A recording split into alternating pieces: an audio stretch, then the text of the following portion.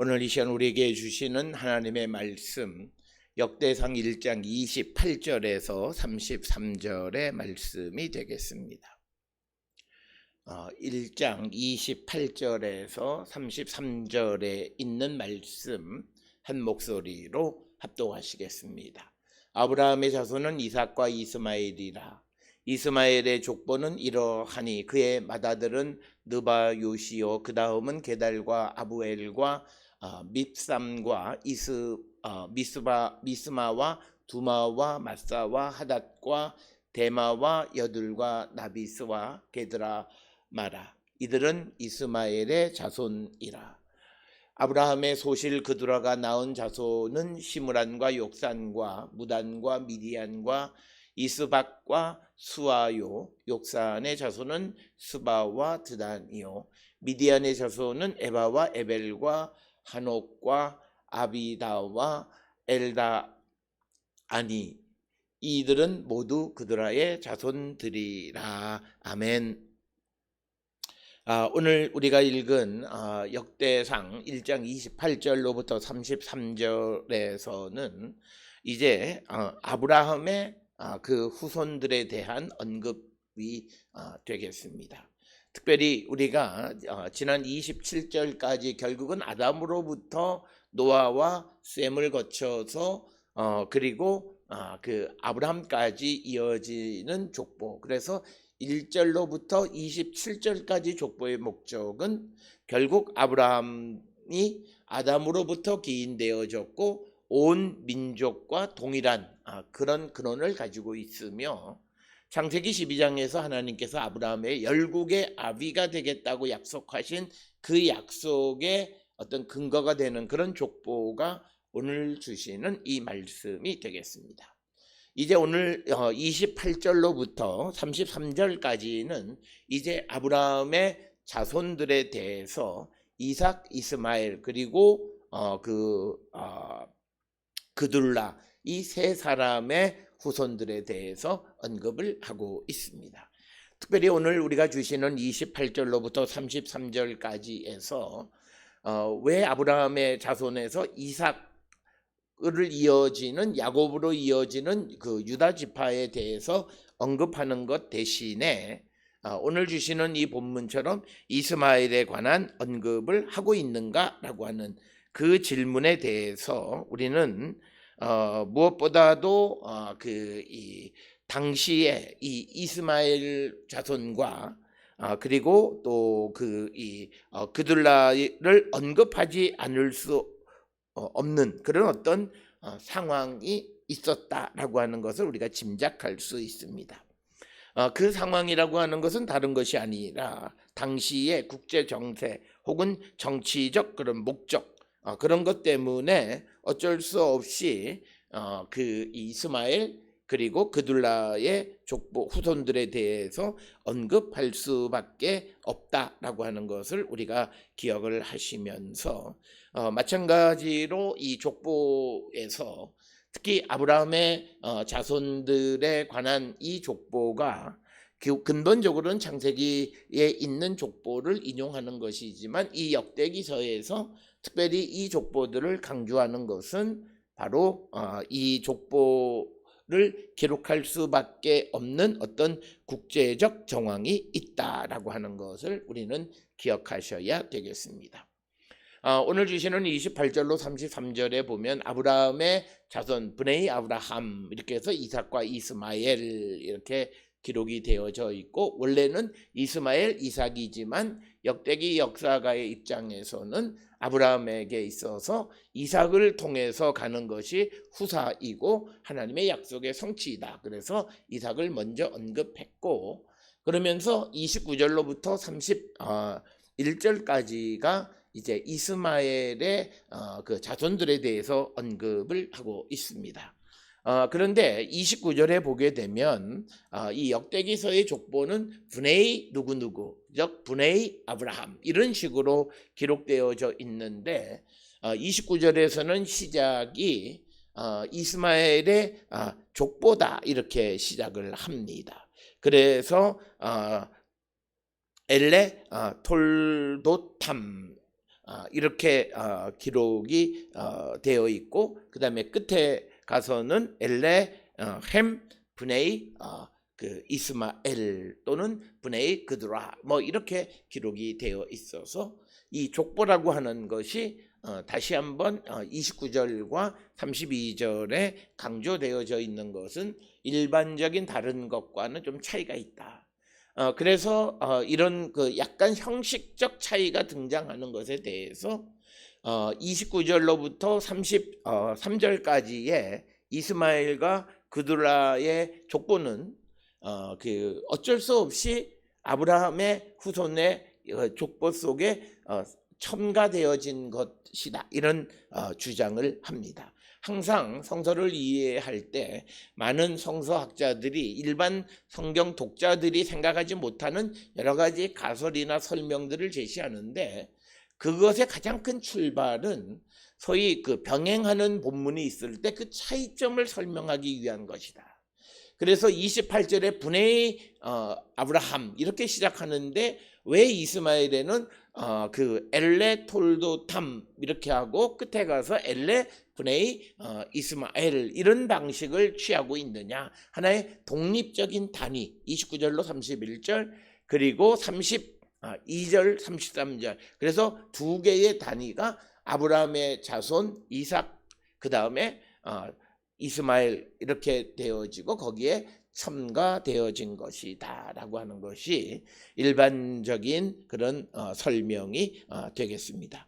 자, 그러면 여기서 우리가 이스마엘의 족보 그리고 그둘라의 족보를 역대기 역사가 첨가하게 되어진 이유가 뭐냐, 우리가 잘 알다시피 역대기 역사가는 자기의 신학에 맞지 않는 것은 과감하게 잘라내는 겁니다.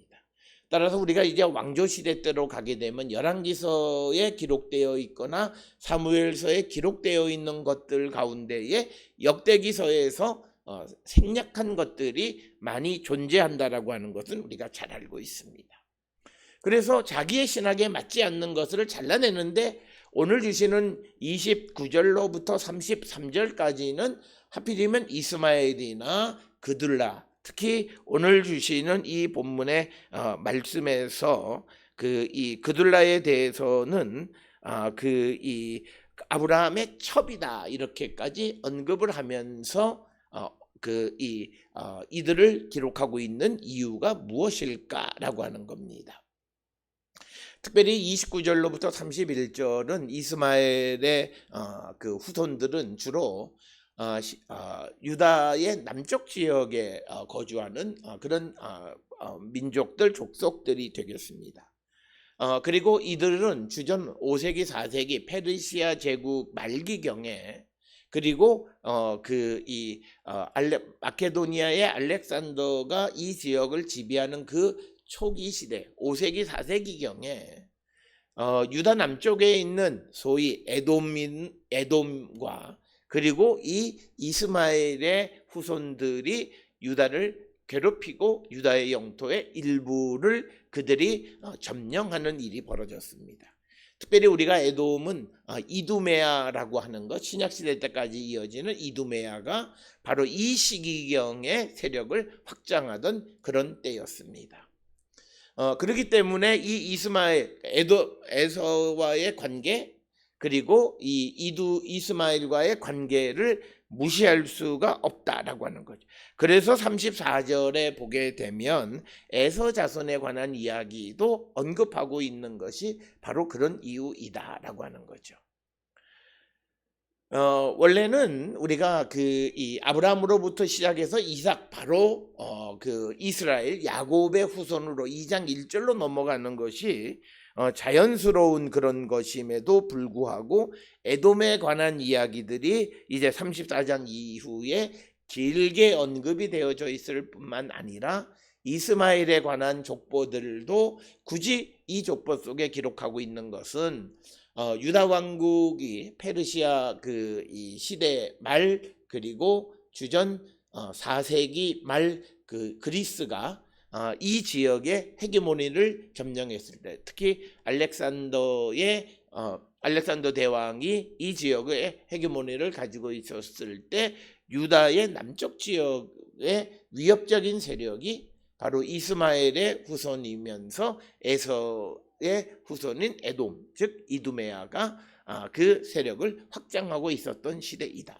그러면서 유다는 많은 땅을 잃어버렸습니다. 그런데 그 이스라엘 사람들에게 땅을 잃어버린다라고 하는 것은 굉장히 심각한 문제가 생기는 겁니다. 그렇기 때문에 그 에돔 사람들이 유다의 남쪽 지역을 점령하는 사건이 그것이 그 남이 아니라 형제다라고 하는 것을 강조하는 겁니다. 그런 관점에서 물론 오바댜에서 그들이 형제의 역할을 제대로 못한 것이 그들이 멸망하게 된 원인이다 이렇게 설명을 하기도 하지만, 그러나 궁극적으로 유다가 영토를 잃어버려서 그 유다의 남쪽 지역을 점령하고 있는 사람들은 다름이 아닌 아브라함의 후손이다라고 하는 것을 드러내기 위해서 이스마엘에 대해 언급하고 있다라고 하는 겁니다. 우리가 이 아브라함의 족보를 기록하고 있는 역대기 역사가가 유다 왕국의 멸망을 경험하고 다시 포로에서 돌아온 이런 역사적 상황을 알고 있는 관점에서 역사를 기술할 때 아브라함으로부터 시작해서 이삭, 야곱 그리고 12지파로 이어지는 그런 그 계보로 역사를 기술할 수는 있지만, 만약 그렇게 되어졌을 때, 즉 이스마엘과 그두라를 제외해버리면 결국 유다는 하나님의 주시는 땅을 제대로 지키지 못한 것이고, 더 궁극적으로 하나님의 약속의 실현에 어려움이 있다는 거죠. 따라서 오늘 주시는 29절로부터 33절에 이스마엘과 그두라를 족보에 삽입하여서 그것을 통해서 하나님의 약속은 계속 존재하고 유효하다라고 하는 것을 백성들에게 가르쳐 주는 겁니다. 이 역시도 고난 속에 있는, 지금 유다 왕국이 멸망했다, 바벨론 포로로 갔다 70년 만에 돌아온 다음에도 자기들이 원하는 대로 나라가 회복되지 않는 그런 좌절과 절망의 흑암 속에 살고 있는 유다 백성들에게 희망을 심어주기 위해서 하나님의 약속은 지속하고 있다라고 하는 것입니다. 그것을 보여주기 위해서 그 유다 백성들에게는 눈의 가시와도 같은 소위 이스마엘이나 그두라의 족보에 대해서, 그리고 에서에 대해서 족보를 기록하고 있다라고 하는 것입니다. 따라서 오늘 주시는 이 성경의 근본적인 생각은 하나님의 계획이 유효하다라고 하는 것을 우리가 입증하고 그것을 지키기 위해서 자기가 가지고 있는 어떤 감정, 즉 아브라함의 그 자손 이삭, 야곱으로 이어지는 자손들이 이스마엘과 좋은 감정일 수 없고, 또 아브라함의 첩의 자녀인 그둘라 역시도 이삭으로 이어지는 자녀들과 좋은 감정일 수가 없습니다. 뿐만 아니라 이삭의 아들인 야곱과 에서의 속에서도 야곱으로 이어지는 자녀들은 에서와 좋은 감정일 수가 없습니다. 그러나 그런 어떤 당시의 어떤 가족, 민족의 감정을 다 묵히고 포기하고 하나님께서 약속하신 약속은 지속하고 있다는 거예요. 현실이 지금 하나님의 약속이 위기에 처해 있어요. 역사적으로 외적이 쳐들어와서 땅을 점령하고 있고, 그렇게 되어지는 상황 속에서 사람들은 우리에게 약속하신 하나님의 약속은 어디 있느냐라고 하는 질문에 대해서 그것을 보존하기 위해서 지금 우리를 점령하고 우리를 공격한 사람은 다른 사람이 아니라 결국은 아브라함의 후손이다. 뿐만 아니라 야곱의 형제이다. 우리와 혈연적 관계 속에 있다. 그래서 정치적인 위기 속에 있는 유다 백성들, 그 정치적 위기로 말미암아 하나님의 전지전능성에 대한 위기가 닥쳐왔을 때 하나님의 전지전능하심을 지키기 위해서 자기들이 가지고 있는 모든 감정을 내려놓는, 그것이 오늘 주시는 28절로부터 33절까지의 족보가 되겠습니다. 사실 28절로 33절에 있는 이 말씀을 그냥 일반 사람들이 이해하기는 굉장히 어렵습니다. 그러기에 이제 각 교회나 목사님들의 설명을 통해서 왜 여기에 약속, 우리가 신약 성경에 보게 되면 언약의 후손에 관한 것이 분명하게 기록되어 있음에도 불구하고 이스마엘 그리고 그들라에 대해서 언급하는 이유가 무엇이냐라고 하는 질문을 할 수 있어요. 바로 그것에 대해서는 피치 못하게 그들을 포함하지 않으면 안 되는 어떤 역사적 정황이 있었다라고 하는 것이 되겠습니다. 그 다음에 이제 또 하나 등장하는 것이 32절에 기록되어 있는 아브라함의 소실 그두라가 낳은 자손은 쭉 기록하고 있고 33절 끝에 이들은 모두 그두라의 자손들이라 이렇게 기록하고 있습니다.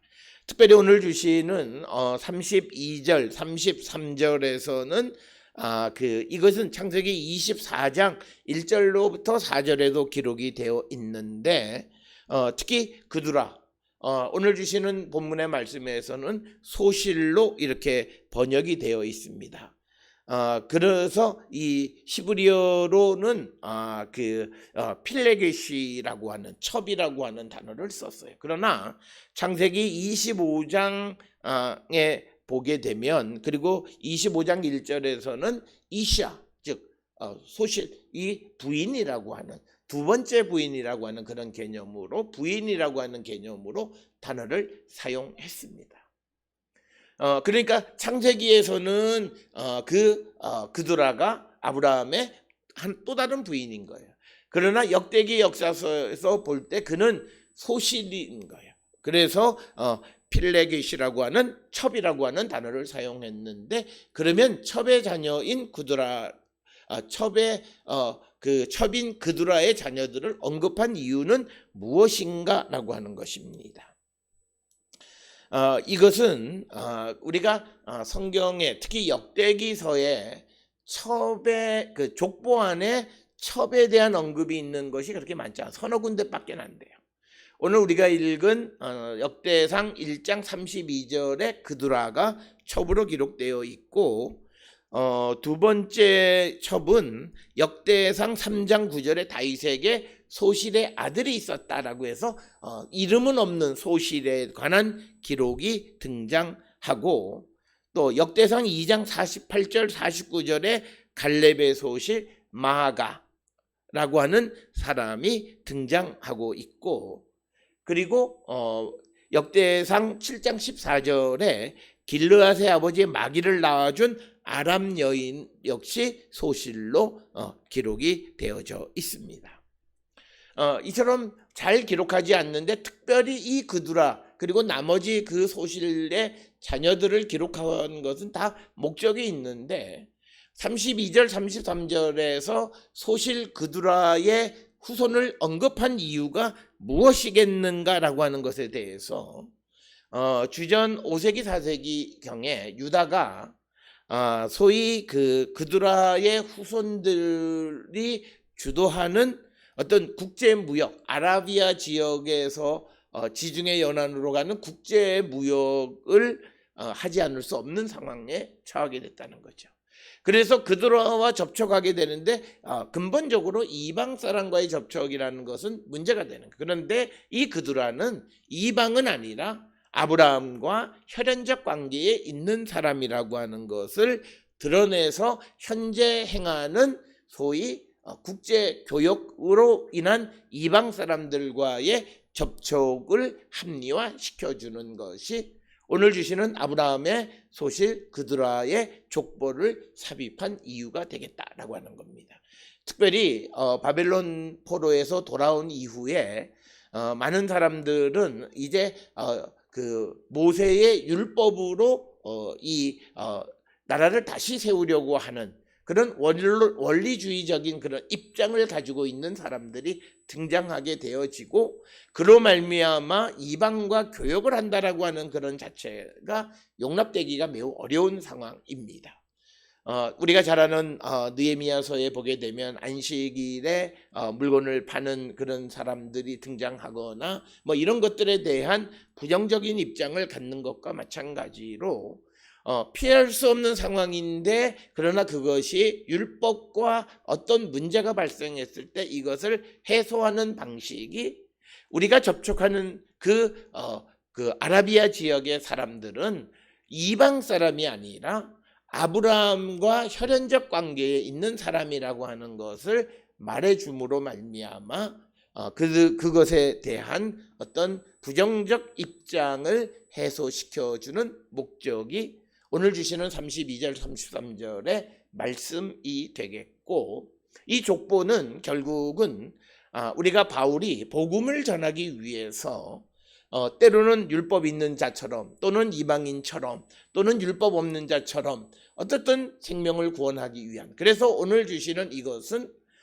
당시 시대를 살아가는 사람들이 피할 수 없는 그런 관계 속에서 그들의 신앙적 갈등과 고민을 해소시켜주는 역할을 하는 굉장히 중요한 것이고, 이것은 결국 성경이 추구하는 신학이 무엇인가라고 하는 것을 우리에게 분명하게 보여주는 것이 그드라의 후손을 기록하고 있는 32절의 말씀이 되겠습니다.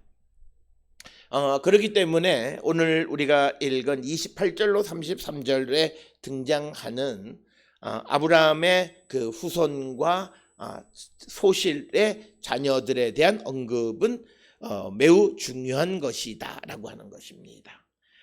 오늘 주시는 본문에서 우리가 29절로 돌아가면 아브라함의 이스마엘의 족보는 이러하니 그 마달은 느바옅, 다음은 게달, 압부엘, 밉삼, 그리고 미스마, 두마, 마사, 하닷, 데마, 여둘과 나비스, 그리고 게드마, 이렇게 이스마엘의 후손들에 대해서 언급하고 있고, 이것은 창세기 25장 12, 13절에도 기록이 되어져 있는 것입니다.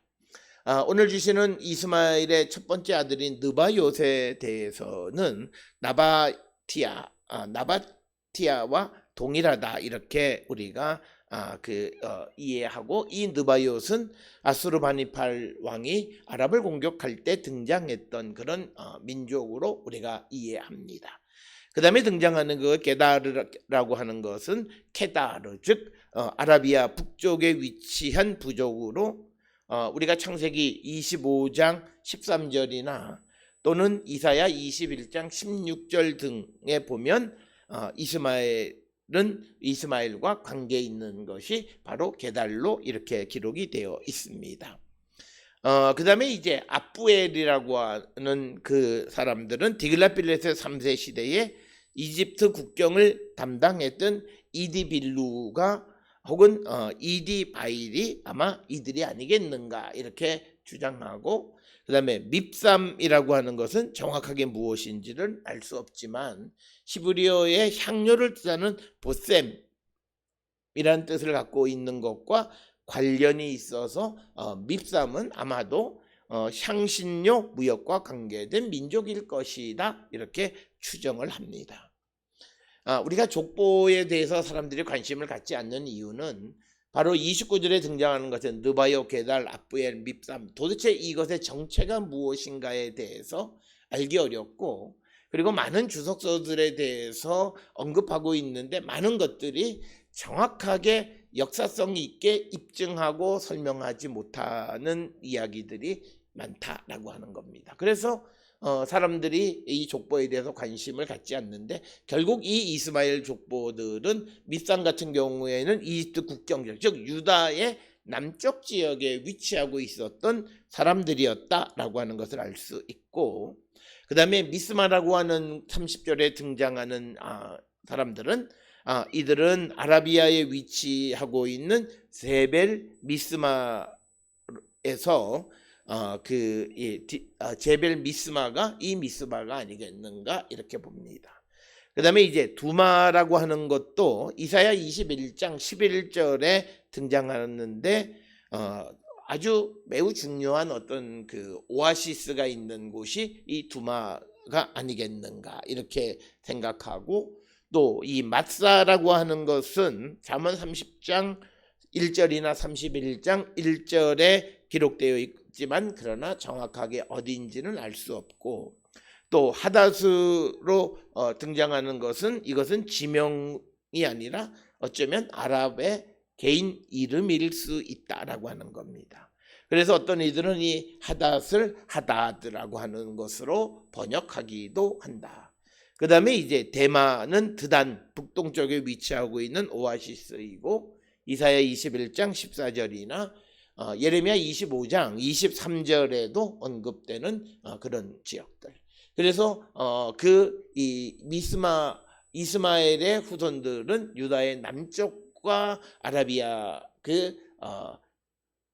지역에 위치하고 있는 것이고, 또 31절에 여둘 그리고 나비스 이들은 역대상 5장 19절에서 요단 동편에 위치한, 그래서 루벤, 갓, 므낫세 반지파와 전쟁을 한 민족으로 등장하는 것이 여둘 그리고 나비스가 되겠습니다.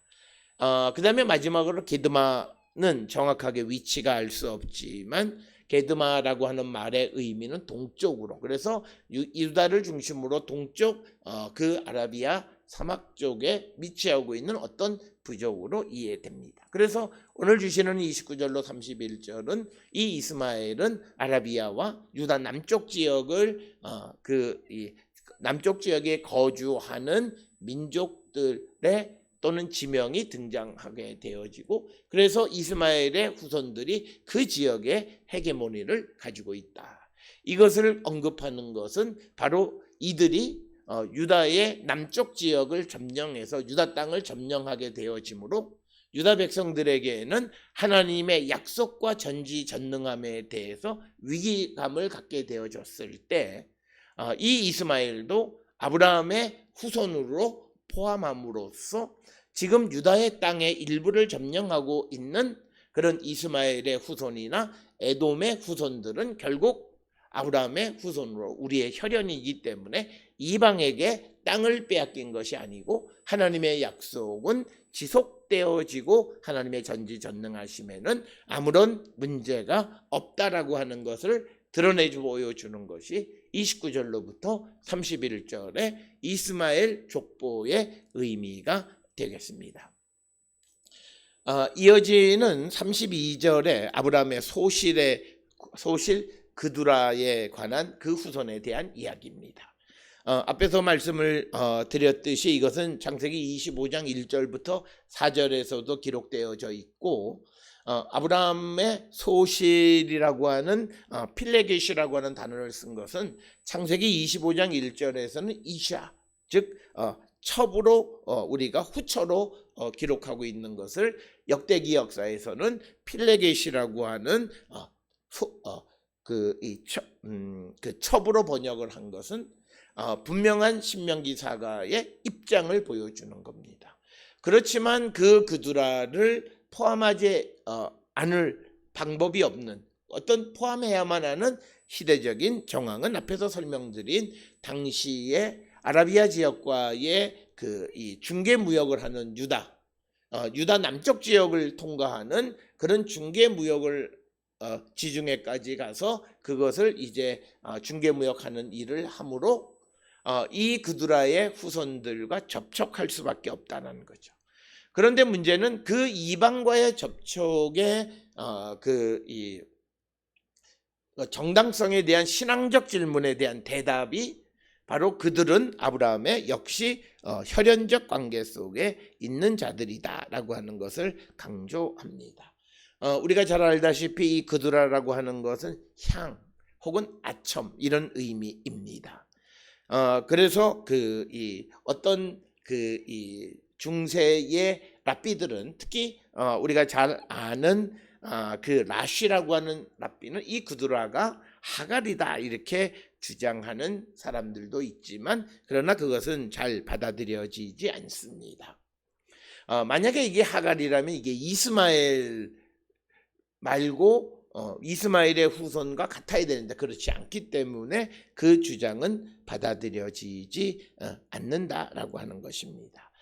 그래서 거기에서 난 그 자녀들로 보게 되면 먼저 시므란은 아람 부족인 자메리니로 우리 많은 사람들이 생각하고, 욕사는 정확하게 어디나 혹은 누구인지 알 수 없고, 그 다음에 이제 무다는 데이마 남쪽에 위치하고 있는 바다나의 다른 이름이다 이렇게 주장을 하고, 그 다음에 미디안은 이사야 60장 6절처럼 향료 무역을 하던 민족입니다.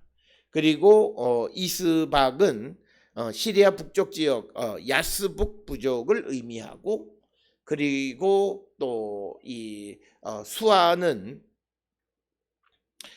그 유프라테스 강의 하브루 강의 하구 남쪽부터 유프라테스 강 중부 지역에 거주하고 있는 사람들을 수아라 이렇게 부르고, 그리고 욕산이 이제 스바와 드단을 낳았다 이렇게 기록되어 있고, 그 다음에 이제 미디안의 자손은 에바, 에벨, 한옥, 아비다, 그 다음에 엘다아니 이렇게 기록이 되어 있습니다. 에바는 이사야 60장 6절에도 등장을 하고 있고, 에벨은 아파루와 동일시되고, 한옥은 또 이것이 정확하게 어디인지는 알 수 없고, 또 아비다에 대해서 역시도 정확하게 알 수가 없습니다. 그러나 그드라의 후손들은 향신료 무역과 관계 있는 자들로 이해한다라고 하는 것입니다. 자, 오늘 우리가 함께 읽은 역대상 1장 28절로 33절은 브네이 아브라함으로 시작해서 이삭과 이스마엘 그리고 그드라에 대한 겁니다. 특별히 아브라함은 이삭을 통해서 야곱으로 흘러가는 그런 족보를 가지고 있음에도 눈의 가시와 같은 이스마엘과 그리고 그드라를 언급한 이유, 그리고 이어지는 34절 이하의 에서의 후손들에 관한 언급을 하는 이유가 무엇인가? 그들을 제외할 수 없는 어떤 시대적, 정치적 상황, 신학적 상황이 벌어졌기 때문이고, 여기서 중요한 것은 하나님의 약속의 신실하심이 유지되어지고 지속되어짐을 강조하기 위해서 자기들의 해묵은 감정들을 다 포기하는 것이다. 그래서 하나님의 절대성과 위대하심을 지속하기 위해서 내 생각과 내 입장을 내려놓을 때 하나님은 지속적으로 신실하시고, 하나님의 능력은 변치 어떤 제약이 없는 그런 하나님이 되실 수 있다. 오늘 주시는 이 아브라함의 후손들에게 이스마엘의 후손과 그드라의 소실의 후손이 첨가되어진 것을 통해서 우리도 이 땅을 살아가면서 자기의 신념 때문에 하나님의 사랑과 하나님의 절대성에 위해를 가하는 그런 신앙 없는 믿음의 사람들이 되지 말고, 하나님을 살리고 하나님의 신실하심이 오늘 이 세상 속에서도 유지되어지기 위해서 자기의 해묵은 신념이나 이런 것들을 내려놓을 줄 아는 그런 성도들이 될 수 있기를 주의 이름으로 축원합니다.